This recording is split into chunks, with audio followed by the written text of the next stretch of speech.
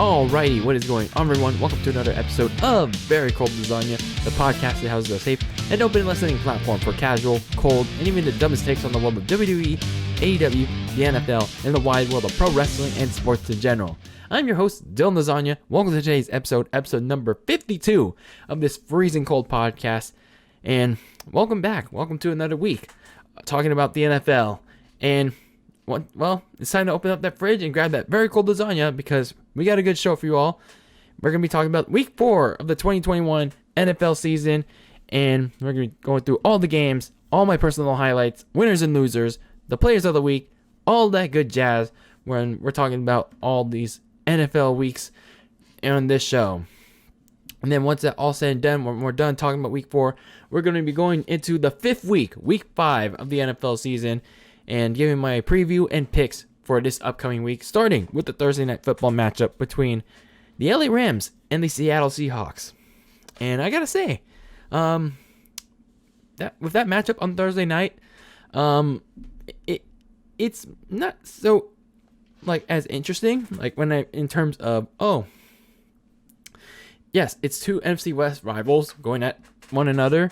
One with a good offense. Well, not to say that Russell Wilson's a good quarterback, but the secondary shit. But it's also interesting because, this is the last season of, Thursday Night Football on Fox.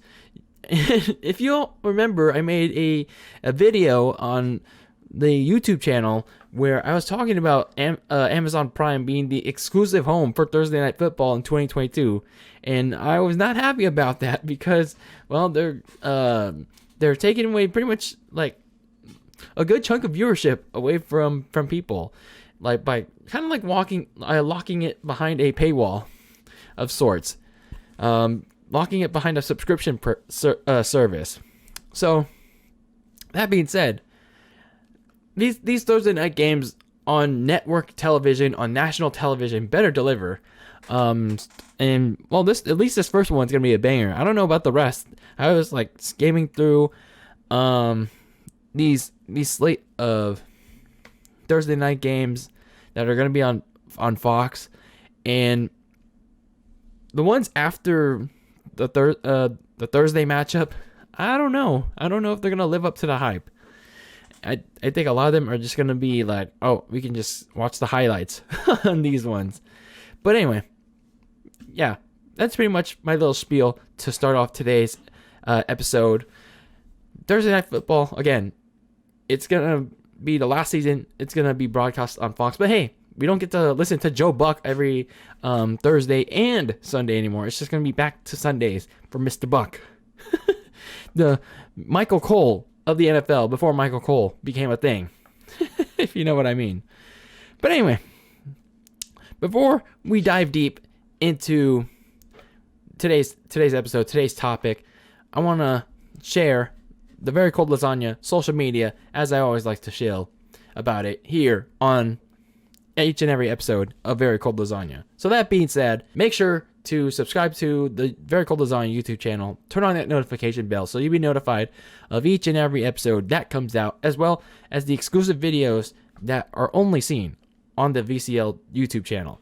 And also, make sure to listen to the show on Apple Podcasts, Spotify, Anchor FM, and Google Podcasts, and follow the show on social media, on Twitter and Instagram at Very Cold Lasagna. So let's get into week 4 of the 2021 NFL season.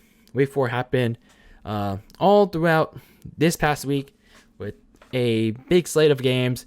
Bye weeks don't happen until week 6, so there's still a lot of good shit happening around the league. And it was all headlined by Tom Brady's return to New England to face his old former head coach, Bill Belichick, and his new Brady boy toy, Mac Jones, as well as the rest of the New England Patriots on Sunday Night Football. But before we can even get to that point, there were also a bunch of other games that happened this past week in the NFL. So we kicked off the week with Thursday Night Football action on the NFL Network with what I honestly thought was going to be a snooze fest again, with the Cincinnati Bengals taking on the Jacksonville Jaguars. This game actually didn't turn out as bad as I thought. Honestly, didn't think this was gonna be like a super boring snooze fest. Like, I guess whenever two bad teams face each other, they bring out the best in each other. So for this game, this was a tale of two halves. Trevor Lawrence showed some improvement in this game.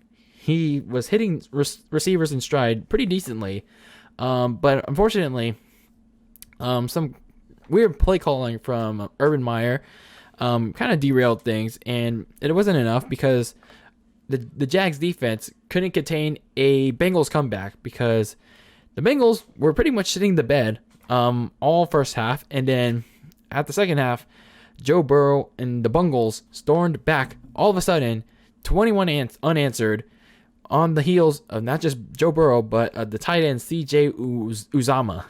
So the Bengals beat the Jaguars 24-21 at home, en route to a 3-1 record. So then we get to the Sunday slate of games. In probably a victory I didn't expect, the New York Jets beat the Tennessee Titans. Granted, they were undermanned, 27-24 in overtime. The Titans, like I said, were clearly impacted and undermanned by the absences of receivers A.J. Brown and Julio Jones. They were dealing with injuries. I think as I watched through the highlights of that game, they were also missing their primary center. I don't remember who the name was, but they were also a key part of that offense. But you could tell they were struggling moving the ball for a lot of the games. The offensive line was having a hard time containing the Jets' front seven. Like, that typically doesn't do well. It typically doesn't do well. Ryan Tannehill was also not doing a very good job of recognizing like any pressure, and he was just eating so many sacks. So that just made things a lot worse for them. Like, and even when they got into the red zone, the same problems like happened over and over again. They just couldn't finish off drives in the red zone, and they were just going for field goals.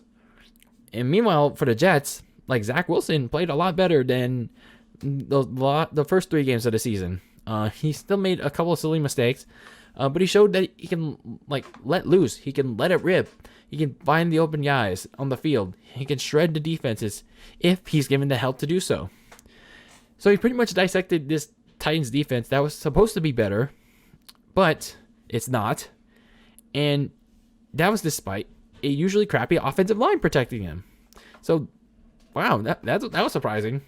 So the Titans forced overtime, but the Jets took the lead on a field goal, and they had to assure that Randy Bullock, the Titans kicker, completely missed the game-time field goal, which would have like defeated the purpose of a win. I mean, it would have kept things tied at overtime, at the end of overtime. So, but the Jets were fortunate that they weren't tied, that they wouldn't stay winless. So the Jets get their first win, 27-24 in overtime. So, hooray. So the Kansas City Chiefs beat the Philadelphia Eagles 42-30. Patrick Mahomes pretty much dismembered the Eagles. They pretty much grounded them to the tune of 5 touchdowns, and Tyreek Hill pretty much like torched their asses, and even got like this is one of the weirdest touchdowns they did. Like, so it was like near the 2-minute warning, and Patrick Mahomes and Tyreek Hill had to get they had to move the ball on 3rd down so they can kneel it down. And then all of a sudden, like, I changed the channel because it was time to watch the 49ers game. And then all of a sudden I see on the Bleacher Report app, it was, I think it was 36 or 35 or something to 30. And then all of a sudden he's noticed that Tyreek Hill scored another touchdown in garbage time. I'm like, what is going on here? So anyway, just like in the game against the Niners, the Eagles had several scoring opportunities taken away. Not the fault of their own, but again, some of it is. It was taken away by silly and costly penalties, and it hurt them in the end. Like, they had a chance to keep up with Chiefs, but the penalties killed them again. So the Chiefs get back on track, beat the Eagles as they head back home for a very important matchup on Sunday night in Week 5. The Dallas Cowboys took care of business at home against the previously undefeated Carolina Panthers, 36-28. Dak Prescott and Ezekiel Elliott had a big game, tearing apart that strong Panthers defense. And they eventually blew it open in the second half, taking advantage of Sam Darnold's mistakes with their own touchdown drives. And it was pretty much all she wrote by the end of the fourth quarter.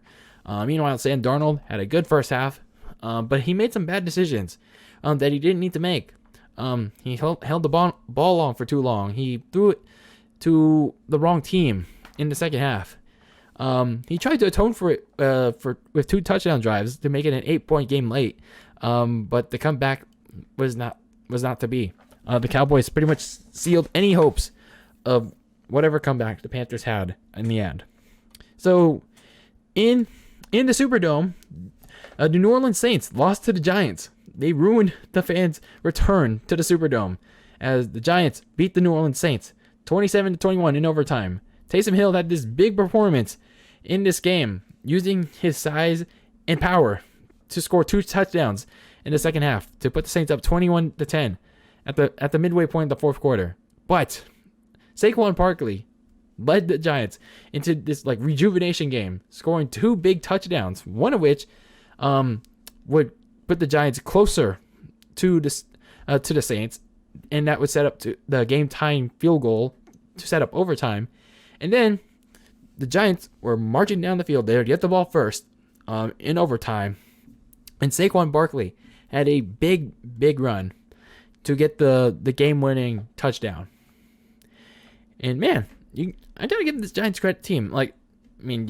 They're still pretty mediocre. But Daniel Jones, aside from a Hail Mary interception, he had a pretty good game. He had pretty much one of his best games right here. He nut busted. He took more deep downfield chances. He was more aggressive all around. He was not playing scared. It's he knew this. I guess he knew this was gonna be a rowdy environment. But he had some balls in the Superdome on Sunday. So good for the Giants. This was a good win for them.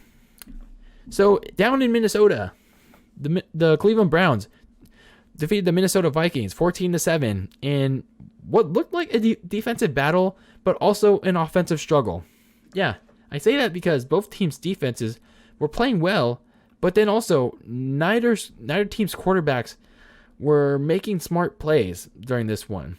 Baker Mayfield and Kirk Cousins were playing pretty badly in this one. So the two things that would help the Browns win this game were their 2-point attempt being successful at the end of the first half. That would give them an 8-7 lead at the end of the first half, and their 2 field goals that they would tack on much later in the game, and then holding off a furious 2-minute drill from the Vikings to end the game. So not a very exciting game from either of these teams, but I mean you get Browns win this not really inspiring game. So then the Chicago Bears in Justin Fields' second start, they bounced back from a pretty shitty loss from the Browns as they defeat their division rival Detroit Lions 24-14. The Lions, man, they weren't busting kneecaps. They were getting lions. They were lioning themselves. What I mean by lioning, the Lions lioned themselves. They were pretty much shitting the bed. They were costing themselves this game. They even costed themselves 21 golden points in the red zone in the first half alone. They had 3 opportunities to punch in points, and none of them resulted in any of the points. Jared Goff got nut fumbled by his own center, who snapped the ball too early. And then on 4th and goal, on the other side of the end zone, on the other side of the field, Jared Goff tried to throw it to an open receiver, but he couldn't read the defense on time. He read it too late, and it allowed one of the Bears defenders to jump up and deflect the ball right in his face. And they were also in the red zone again, minutes later, and Goff held onto the ball too long, and that allowed him to get strip sacked all the way midfield for the Bears to recover it. Like, man, how much do they have to Lions this game? So the Lions managed to catch up 24-14 midway through the fourth, but they turned it over on downs on their last possession of the game. As for the Bears, Justin Fields played a little bit better in his second start. The offensive line also played good, but then again, this is a Lions team that doesn't really have much pass rush. So the good thing is Matt Nagy saved himself. He bought himself some time to be head coach for at least the rest of the season. I'd say I'd give him that a little bit. So Matt Nagy saved his job for a little bit longer by finally naming Justin Fields the starter going forward. I don't know how long or when, but at least Justin Fields is finally going to prove he is the man, not Becky Lynch, the cringe man, but the franchise guy, the man in Chicago. So Bears win this one 24-14. Now down in Buffalo, the Buffalo Bills took care of their own business and blanked the Houston Texans 40-0. That was because rookie quarterback Davis Mills had a pretty shitty game. Yeah, he played pretty badly. He threw 4 wide open interceptions, took multiple sacks from a swarming Bills defense, and this was in spite of Josh Allen intercepting the ball in the very first play, and he played kind of slow in the first half. The whole offense was just out of sync in that first half, but the Bills offense got it together, blew it open in the second half, and it was pretty much all she wrote from there. Like, it was like 33-0, and guess who scored? Who made it 40-0? Guess who made it 40-0? The backup to Josh Allen and former Nickelodeon MVP Mitch Trubisky got some slime time action to make it 40-0. He ran in for a touchdown. What do you know? The MVP, man. You don't mess with the Nickelodeon most valuable player. So the Bills essentially had a practice session on Sunday in Week 4 against the Houston Texans team, 40-0. So the Indianapolis Colts beat the Miami Dolphins 27-17. Jacoby Brissett and the Dolphins offense did okay, but their crappy offensive line did no favors to Brissett. He forced them to make many off-target throws, even though the Colts didn't really intercept him. But the Colts themselves struggled all first quarter. But what made this thing critical in the Colts winning was a Dolphins fumble on a punt in the fourth quarter that helped Indianapolis pretty much seal this game with a 27-17 win. Meanwhile, down in Atlanta, the Washington football team beat the Atlanta Falcons 34-30 in a pretty high-scoring game. Washington's vaunted defense that we've yet to see couldn't stop Cordell Patterson from having an electric performance to the tune of 3 touchdowns. And funny enough, he's on my fantasy team, and I didn't know he was going to have this breakout performance. And that's kind of sad. It's kind of sad I didn't use him. But hey, that's fantasy, You never know who's going to break out, who's going to have a bust game. That's how it is. But anyway, the Falcons, though, despite Cordell Patterson's big-ass game, the Falcons yet again choked it away. You can thank their defense for choking this game away, because Taylor Heinicke is continuing to prove that he ain't no scrub. Yes, he had a dud in the game against the Bills, but he led Washington on a big comeback late in the game. He took the 2-minute drill and ran with it, capped it off with a touchdown reception to J.D. McKissick, and Washington wins it 34-30. Big game. That was a good win. That was a good bounce back game for them. Now for the afternoon slate of games, the Seahawks beat the 49ers 28-21. I talked about this in length already in the 49ers recap episode of the podcast, so go check that out. But to give you a brief refresher, the 49ers had control of the game for much of the first half, but a cannon went off when Trenton Canyon recovered a punt and became a dumbass by rolling in the end zone and pretty much it was all Seahawks from there. Russell Wilson pretty much went balls to the wall. They would take advantage of the 49ers' various miscues, like Trenton Kenyon fumbling the ball in the third quarter when he should have just got the ball and, downed it. Instead, he tried to be hero and tried to run with it. But anyway, so Russell Wilson and the offense would take advantage of the 49ers' various miscues and pretty much outscored the Niners pretty much 28-7 the rest of the way. So Trey Lance would also replace Jimmy G in the second half because Jimmy G was suffering through a calf injury that happened on the first possession of the game. They're still looking at whether or not he'll play in the next game against the Cardinals, but that remains to be seen. But anyway, as for this game, the offense struggled to keep up with them, and they couldn't get back in the game as the Seahawks would beat the 49ers 28-21. Not a good start for this Niners team and for this division slate. They're already behind. Speaking of NFC West battles, the Arizona Cardinals plastered the LA Rams 37-20. This was poised to be an offensive shootout between Kyler Murray and Matt Stafford, but I guess the Cardinals' multi-headed receiving attack, along with Kyler Murray's escapability, was just too much for the Rams to overcome, as the Red Sea ran away with this game by the end of the third quarter. Yeah, it was pretty much all she wrote by the end of the third quarter. And I don't know what went wrong with the Rams offense. Like, I guess they were just being sloppy this game. Matt Stafford was just being pressured to making so many bad throws, including a pick in this game, and that just led to more points on the Cardinals on offense. So you live and learn what you get. The Cardinals win this one 37-20, and we'll see if the Rams bounce back from this one. And let's see if the Cardinals continue this momentum heading into their game next week.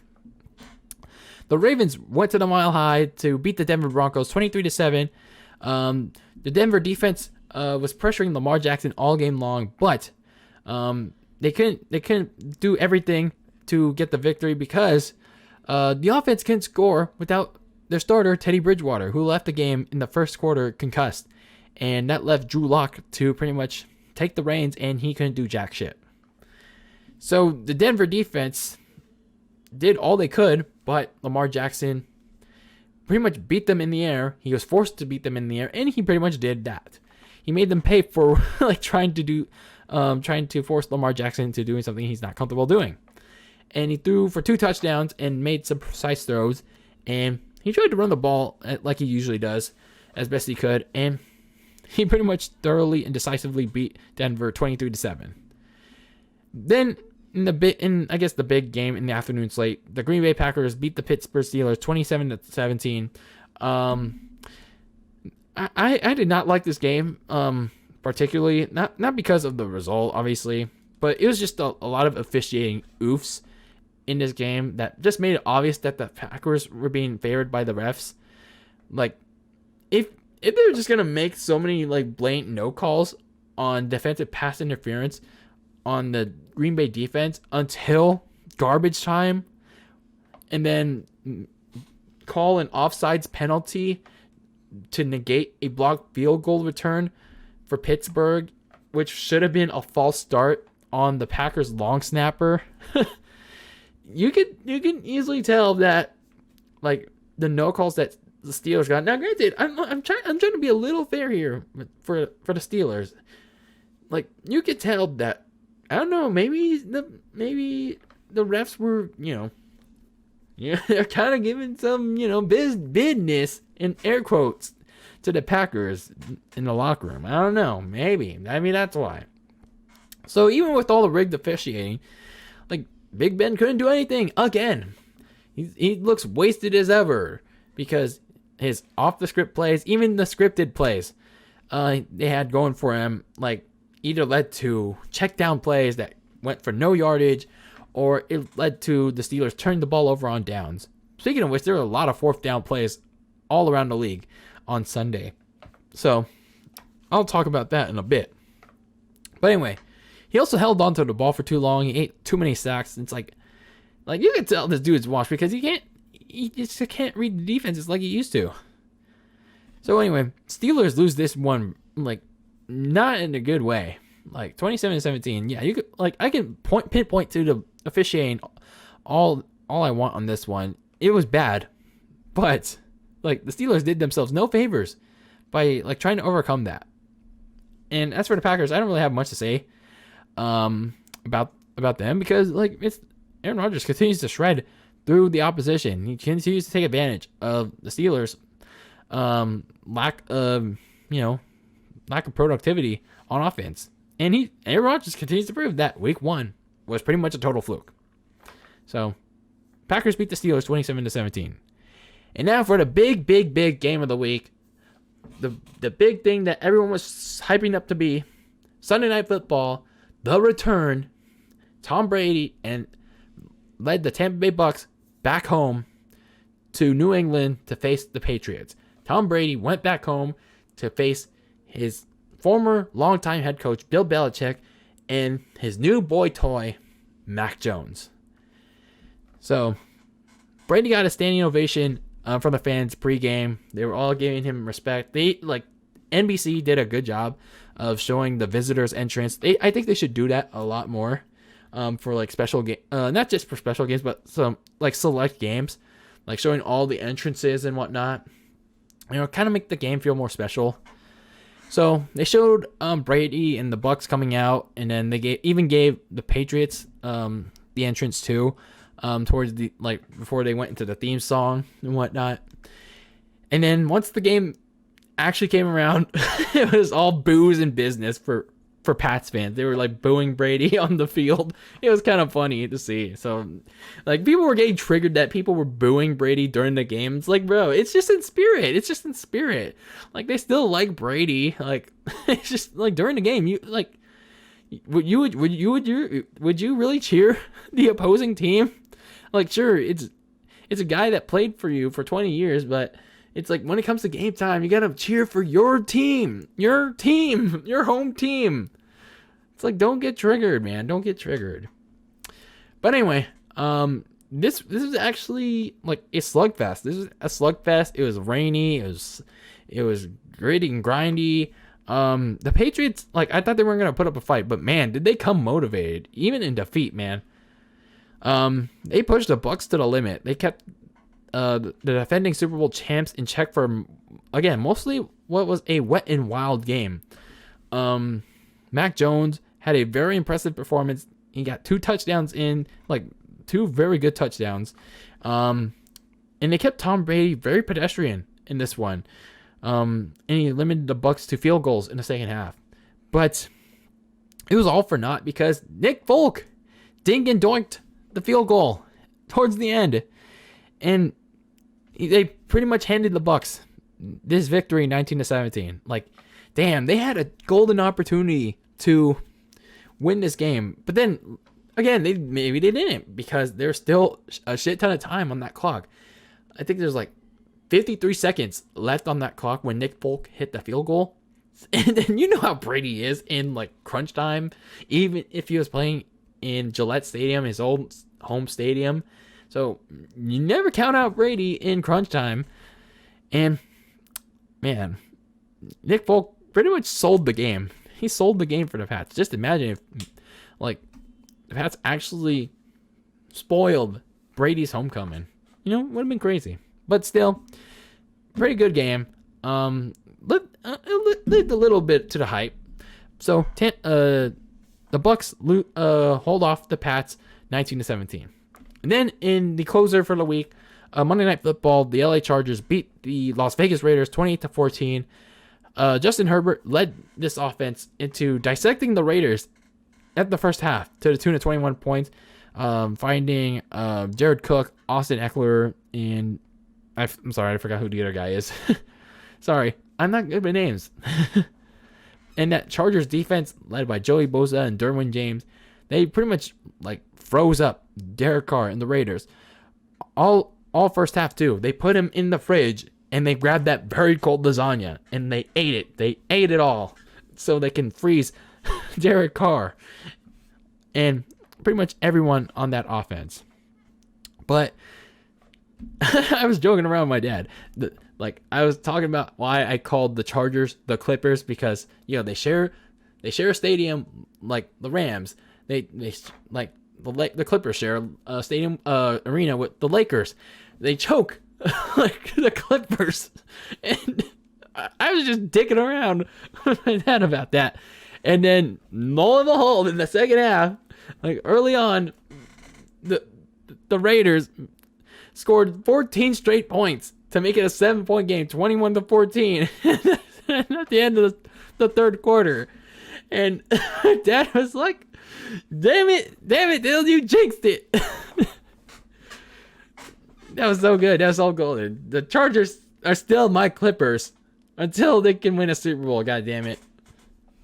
So anyway, the Chargers still managed to hold off the Raiders. Austin Eckler pretty much sealed the deal on the Raiders comeback. And the defense once again stepped up to shut down Derek Carr and the Raiders offense. And the Chargers win it 28-14. I also wanted to mention, by the way, that there was a lightning storm in the game, like prior to the game. And I'm like, why did they delay? Like, wait, why did they delay the game exactly when there's a roof? It's kind of weird. But yeah, the Chargers, I guess that was a sign for the Chargers to win this game. They want to. That lightning was telling them, win this game, god damn it, pal. So yeah, overall that was week 4. It was a pretty interesting week. Obviously game of the week gotta be the return. Brady going home to get a win, even though he was pretty much kept in check by the Patriots defense, but still pretty good game between the Bucs and the Patriots. Now as for some winners and losers from week 4, the Kansas City Chiefs. Let's start off with some winners. The Chiefs. They played the Eagles. They pretty much bounced the Eagles, but this was the kind of game that Patrick Mahomes and the rest of the offense needed to have a good feel, bounce back performance after 2 very mid, egg laying performances against the Ravens and the Chargers in back-to-back weeks. So they need to have like a good game. They need to like wake the hell up. They need to like rediscover who they were. So even with the bad secondary, it's like Mahomes returned to lining up defenses with this like crazy like athleticism, his crazy sidearms, and Tyreek Hill returned to his like elusiveness, and Travis Kelce like try once again back to gain open, evading the defenders. So they'll have to do it again against a tough Buffalo Bills defense at home. But for now, looks like they're fresh off those bad games. The Arizona Cardinals, man, I did not expect them to practically light up the LA Rams with their receiving attack. They are honestly pretty legit. I think they are like close to the Rams for being in the NFC West, and not just the NFC West, maybe Super Bowl contention. Like, I know the Rams will bounce back like from this loss, but man, it's gonna be a tough out for them against the Cardinals. Like I think this Cardinals team is legit. They may be legit.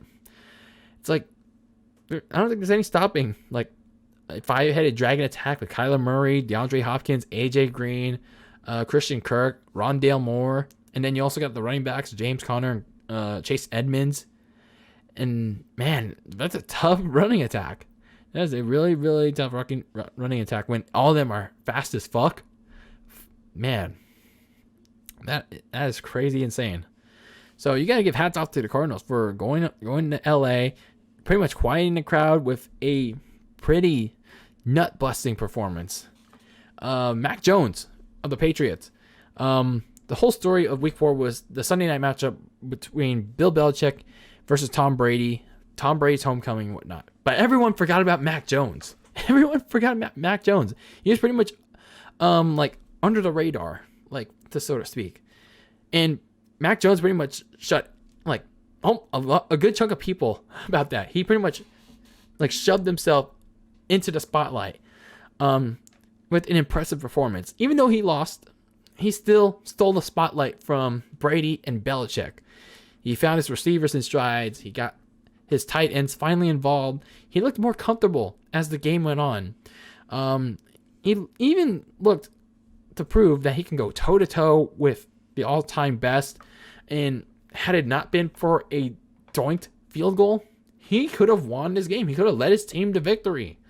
And he even made a statement of his own by spoiling everyone's favorite prodigal son in Tom Brady in New England, spoiling the return. Imagine that reaction that would have gotten. Sure, the fans would have gone wild, but also they would have been So yeah, Mac Jones, I think the Patriots might have found something with them. And the LA Chargers, they headed into week 3. Kansas City needs to bounce back from their tough loss to the Cowboys 2 weeks ago. And with the Chiefs win in week 3, they did so in emphatic fashion with aggressiveness and patience in that crucial division win. They followed that up with a pretty much even more decisive victory over the previously undefeated Vegas Raiders on Monday night. I think they're proving that they're the real ones that they aren't flukes, unlike the Raiders. They're not only a well-balanced team that can make a potential deep playoff run, but they're already well ahead over both the Raiders and the Chiefs in the division race. So this offense that consists of Justin Herbert, Austin Eckler, what was the other? Keenan Allen, Mike Williams, Jared Cook. As long as they continue hitting on offense and they produce on defense, this Chargers team might finally not be my Clippers anymore. They might not be labeled as the Clippers anymore. So we'll see. But for now, they're the winners of week 4. As for the losers, I've already mentioned this on the recap episode of the 49ers recap episode of Very Cold Lasagna this week. Trenton Canyon, yeah. 3 major mistakes that he made. Rolling in the end zone instead of pushing the ball on that second quarter punt, and then on the third quarter kickoff, muffing the reception or muffing the kickoff return, and then trying to catch it or trying to down it, and then got back up, and then fumbled it again. I'm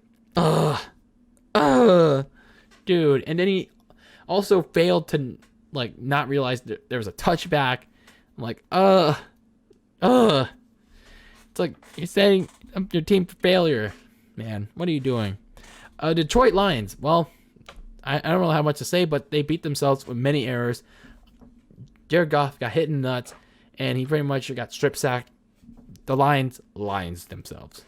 The Tennessee Titans, they did not have a good performance in this game, against the Jets.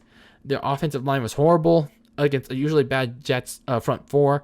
Ryan Tannehill, pretty much I don't know. I'm looking at Ryan Tannehill, in this game, from this game against the Jets, and he pretty much played down to this competition.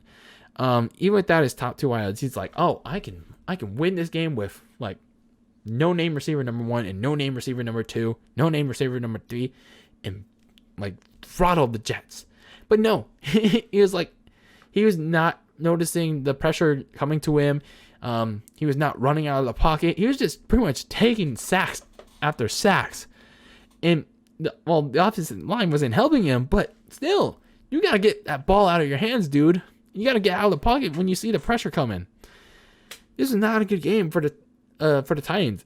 And if this happens against a team that's as bad as the Jets, let's say the Jaguars, well, I don't know. Maybe this AFC South is just as mediocre and bad as I thought it was. And then 4th down attempts. Yeah. It's not a specific thing, not a specific player or team. It's the 4th down attempts. I'm not sure why every team was going for it around the league this week. I don't know what they were trying to prove by going for it for much of their games, but they were failing pretty badly. It's sure, it sounds ridiculous to either punt it or take it 3 points, when it's like 4th and 1 or 4th and 2, 4th and 3, 4th and 4, whatnot. But they were like, a lot of teams around the league this week were just going for it a ridiculous amount. Like, what, like, and this was it during like a very crucial point in the game. They were just going for it just because. And it's like, what were you trying to prove? That, oh, we can do it, we can get a first down anytime we want? It's like, you don't. No, you don't. You do it during the most critical point in the games. And what you proved Sunday is like you failed to get a good amount of fourth down conversions. You turned the ball over on downs like a good chunk of times on Sunday. So for some teams, it bit them in the ass later because, well, lo and behold, for some teams, it lost them the game. So I'm not sure what these teams were trying to prove by going on fourth down so much on Sunday. But from what I noticed, from what I watched on some highlight clips, I'm not sure what they were trying to prove.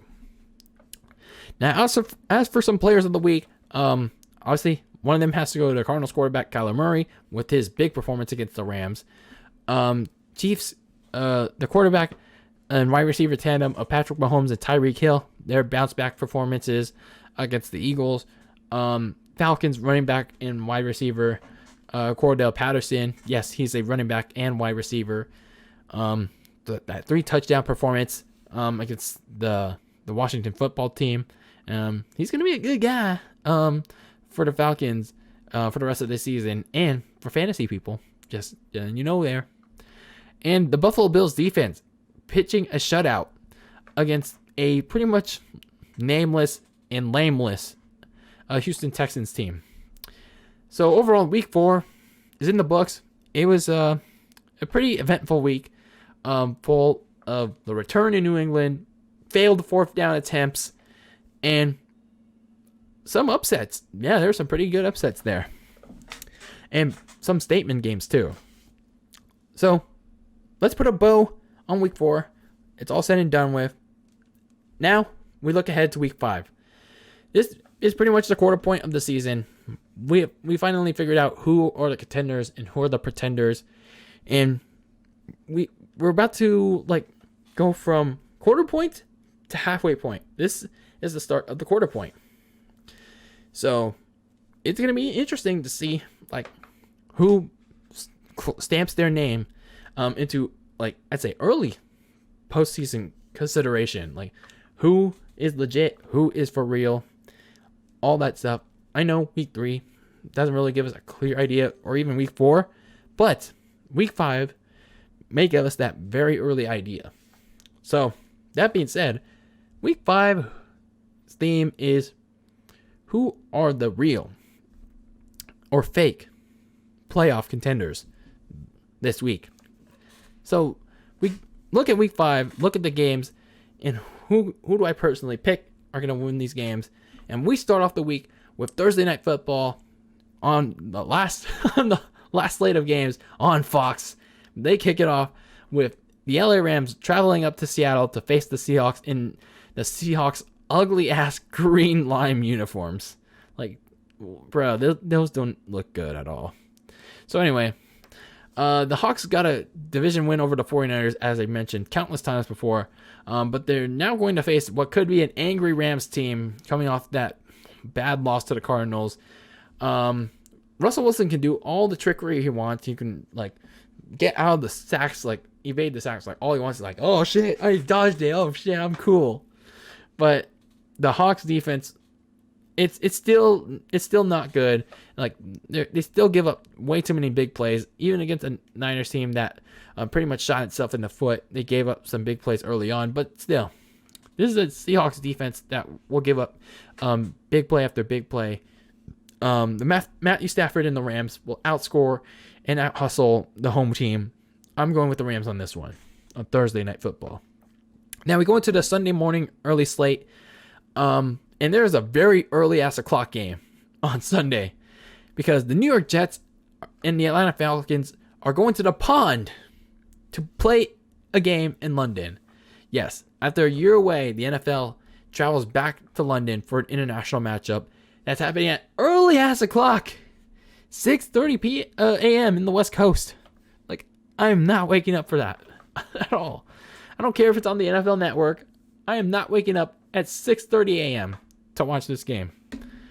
So, while the Jets got their first win against an undermanned Titans team, I think experience will outlast skill, given they don't choke. But Matt Ryan and the Falcons will pull out this win over Zach Wilson and Gangrene. And both teams will head out into their bye, enjoying the London scenery. So the New Orleans Saints travel to the nation's capital to face the Washington football team. Even with the 1-1 road trip record, Taylor Heinicke has been an unexpected blessing in disguise for Washington. He's been playing with precision, accuracy, and aggression.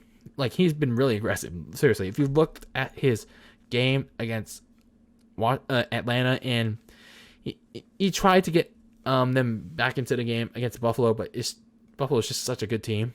But still, Taylor Heinicke has been playing pretty good football. And look for that to continue against a 50-50 Saints team.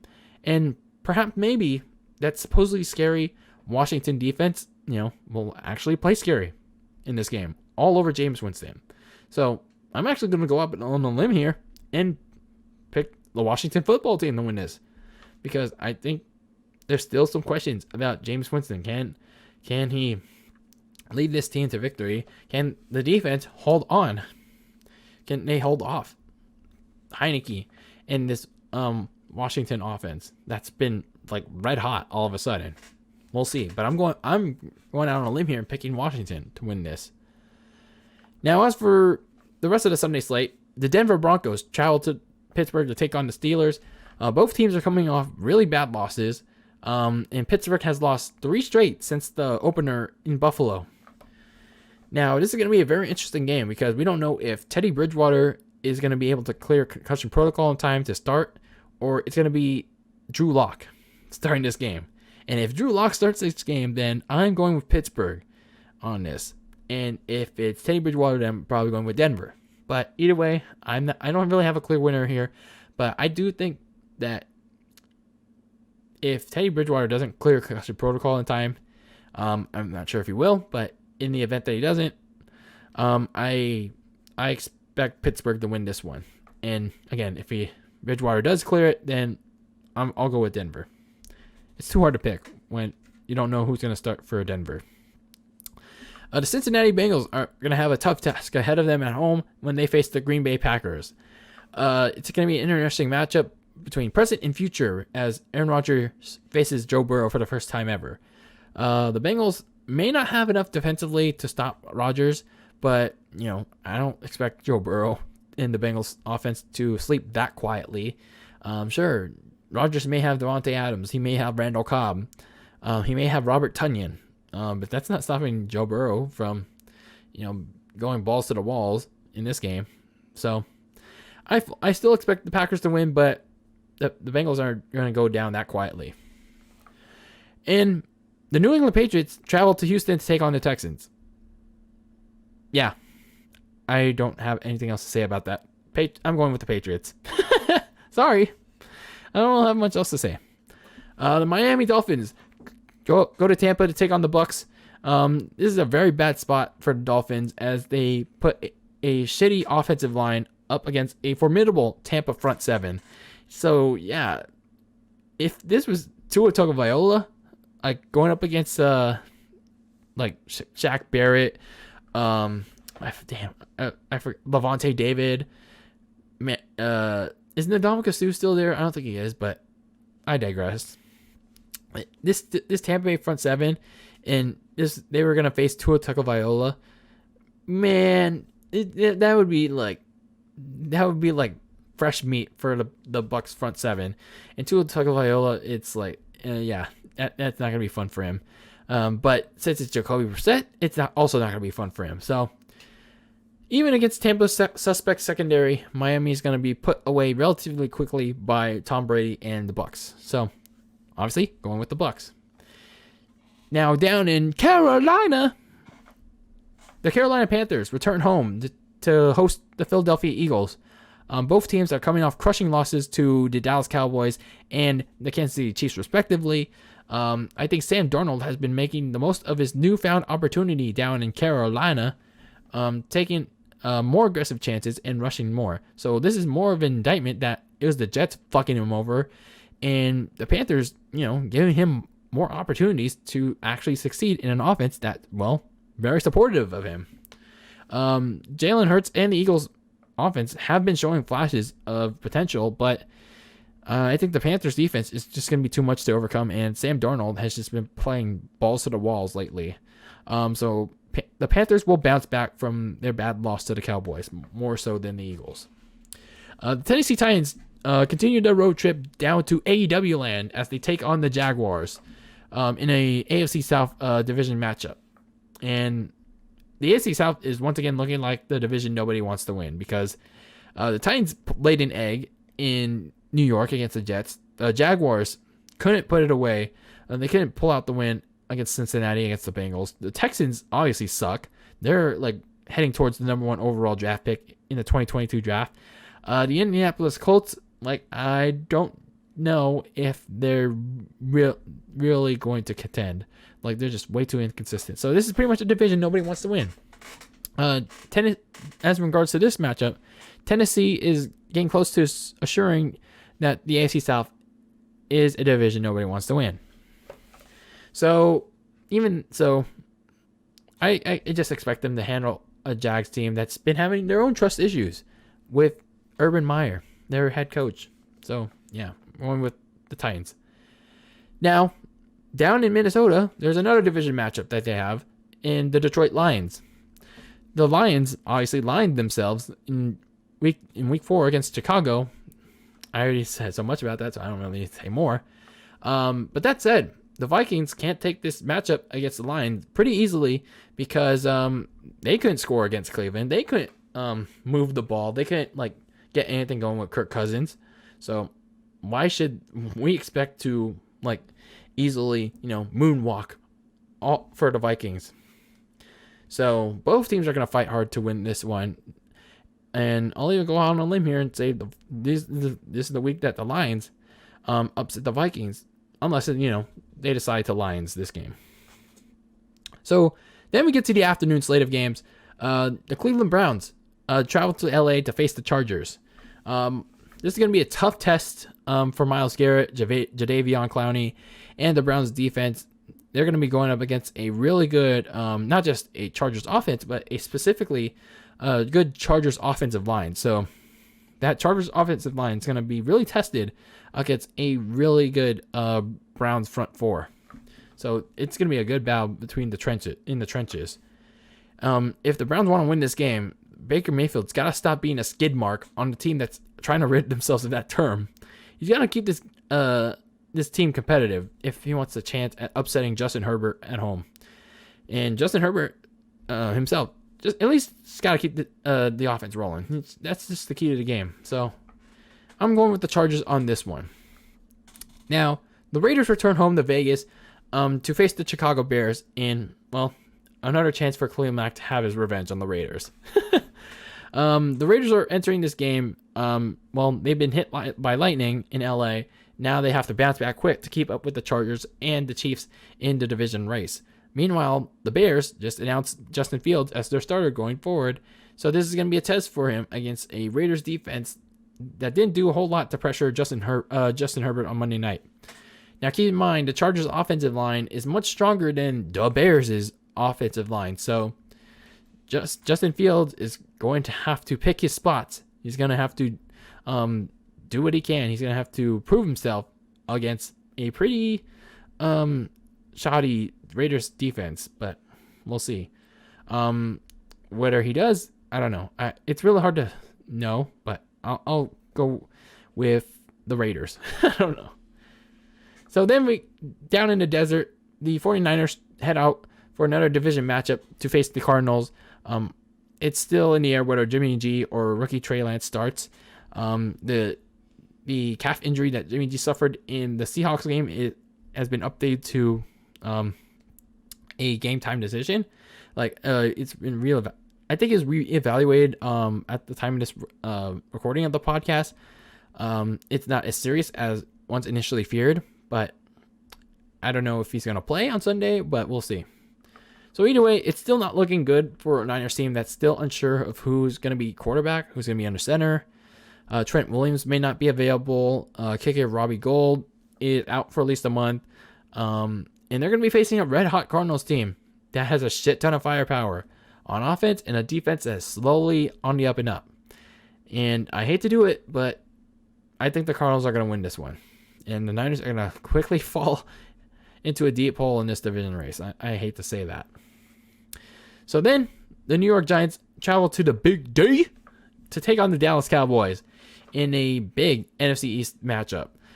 They head into this one having been two NFC South rivals in Week 4. Daniel Jones had one of his best games along with Saquon Barkley against the Saints, while Dak Prescott lit it up against the Panthers along with Zeke Elliott against the Panthers' formidable defense.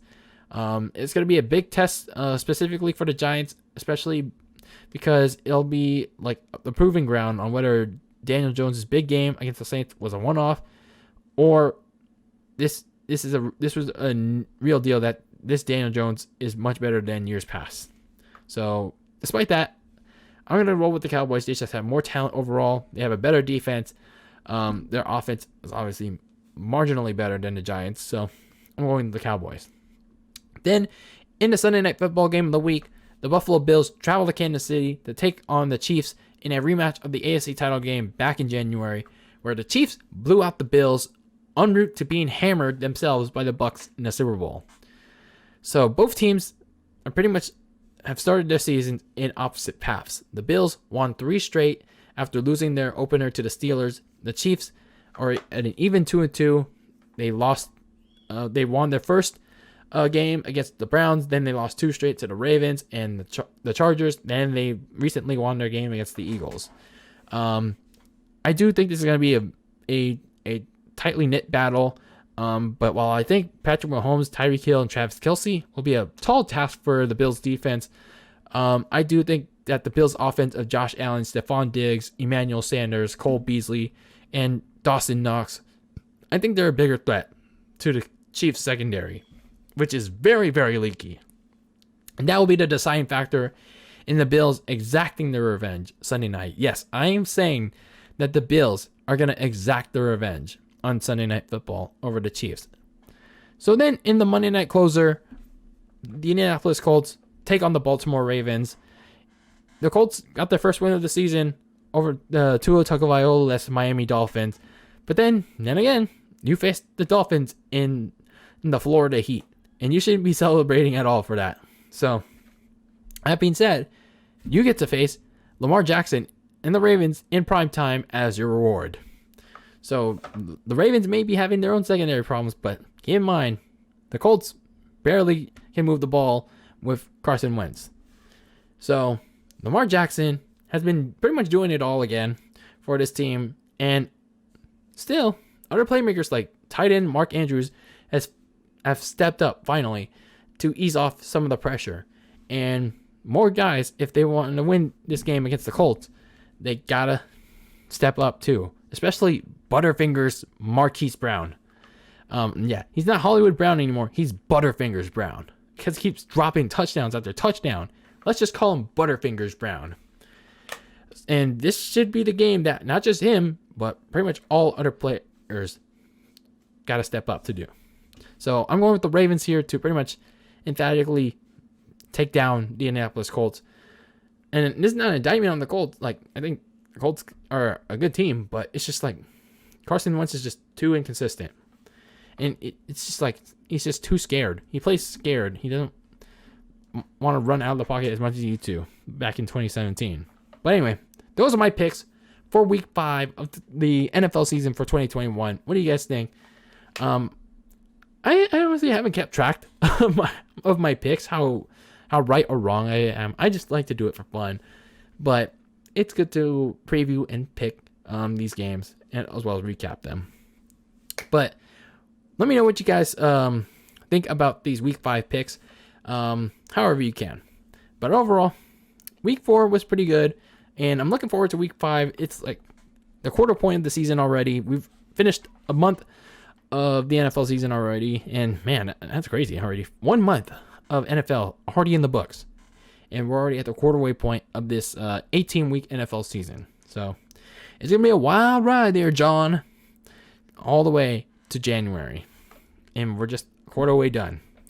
But that being said, this episode of Very Cold Lasagna is officially done, as well as this NFL weekly recap and weekly preview. All done for the week. So thank you for tuning in to this episode of Very Cold Lasagna, episode 52 of this freezing cold podcast in the imaginary very cold fridge. But that is it for this episode. Make sure to subscribe to the YouTube channel, turn on that notification bell so you'll be notified of each and every episode that comes out on the channel, as well as the exclusive videos that come along with it as well. Make sure to listen to the show on Apple Podcasts, Spotify, Anchor FM, and Google Podcasts, and follow the show on social media on Twitter and Instagram at Very Cold Lasagna. And as always, eat that lasagna very cold in the fridge with your takes on the world of pro wrestling and sports in general.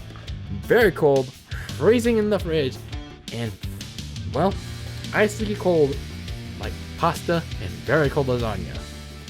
And until next time, peace out.